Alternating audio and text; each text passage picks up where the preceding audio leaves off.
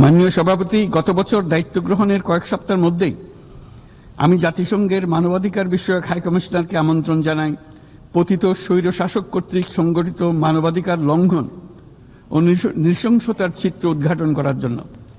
তারা মাঠ পর্যায়ে তদন্ত করে বিস্তারিত প্রতিবেদনের পাশাপাশি ভবিষ্যতে যাতে এই ধরনের অপরাধের পুনরাবৃত্তি না ঘটে সেই জন্য যেই সুপারিশমালা দিয়েছে তা আমরা আমাদের জাতীয় সংস্কার কার্যক্রমে যুক্ত করেছি।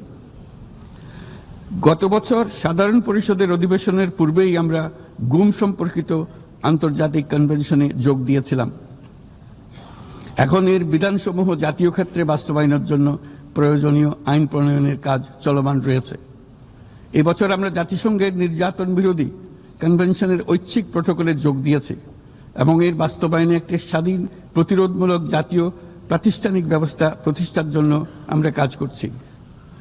নিবর্তনমূলক স্বৈরতান্ত্রিক ব্যবস্থা হতে মানবাধিকার সুরক্ষাকারী একটি গণতান্ত্রিক রাষ্ট্র ব্যবস্থা গড়ে তোলার জন্য প্রয়োজনীয় কারিগরি সহায়তা বৃদ্ধির লক্ষ্যে আমরা আমাদের দেশে 3 বছর মেয়াদে জাতিসংঘের মানবাধিকার বিষয়ক হাই কমিশনারের একটি মিশন পরিচালনার অনুমোদন দিয়েছি, যা ইতোমধ্যে কার্যক্রম শুরু করেছে।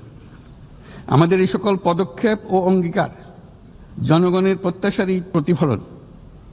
এই প্রত্যাশা মূলত একটি গণতান্ত্রিক, অন্তর্ভুক্তিমূলক ও বহুত্ববাদী সমাজ গড়ে তোলার প্রত্যাশা। মাননীয় সভাপতি, আমাদের উন্নয়ন কৌশলের কেন্দ্রবিন্দুতে রয়েছে সুশাসন, সামাজিক অন্তর্ভুক্তি ও টেকসই উন্নয়ন। বিগত দেড় দশকের অভিজ্ঞতায় আমরা দেখেছি যে জবাবদিহিতা ছাড়া যে কোনো উন্নয়ন ক্ষণস্থায়ী ও ভঙ্গুর। রাজনৈতিক হীনস্বার্থ ও দুর্নীতির উদ্দেশ্যে গৃহীত অবকাঠামো প্রকল্প শুধু যে অর্থনীতির উপরে চাপ বাড়ায় তা নয়, তার জনগণের কোনো কল্যাণও করে না।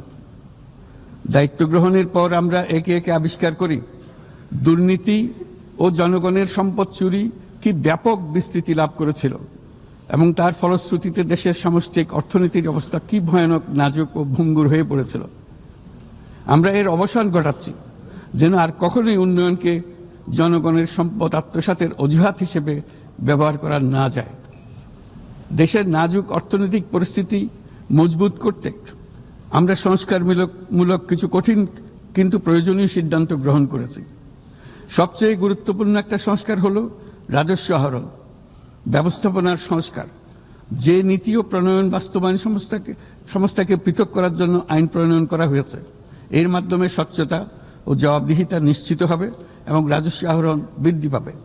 এই উদ্যোগগুলো সদ্য সমাপ্ত FFD4 সম্মেলনে গৃহীত সেভিয়া অঙ্গীকারের সঙ্গে সামঞ্জস্যপূর্ণ। আমরা আশা করি যে বাংলাদেশে যেমন সেভিয়া অঙ্গীকারের সাথে সামঞ্জস্য রেখে সংস্কার করবার চেষ্টা করছি, তেমনি উন্নত বিশ্বেও সেভিয়ার সামষ্টিক অঙ্গীকার অনুসারে তাদের দায়িত্ব পালনে আন্তরিক হবে।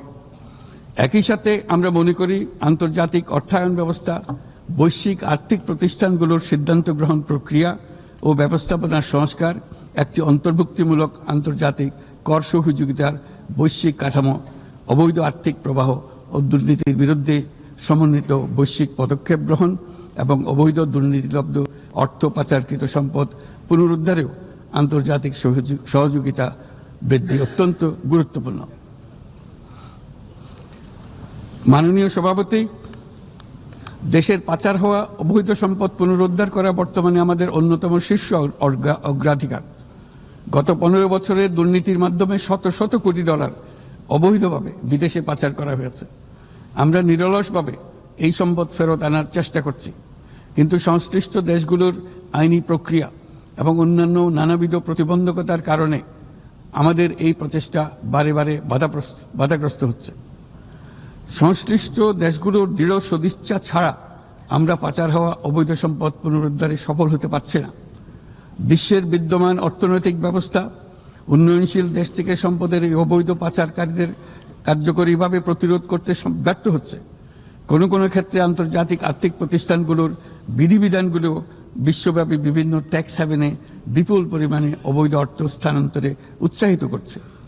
তাই যেসব দেশ ও প্রতিষ্ঠান এই পাচারকৃত সম্পদ গচ্ছিত রাখবার সুযোগ দিচ্ছে, তাদের আমি আহ্বান জানাচ্ছি তারা যেন এই অপরাধের সঙ্গে শরিক না হয়। এই সম্পদ তার প্রকৃত মালিককে অর্থাৎ কৃষক, শ্রমিক এবং সাধারণ করদাতাদের নিকট ফিরিয়ে দেন।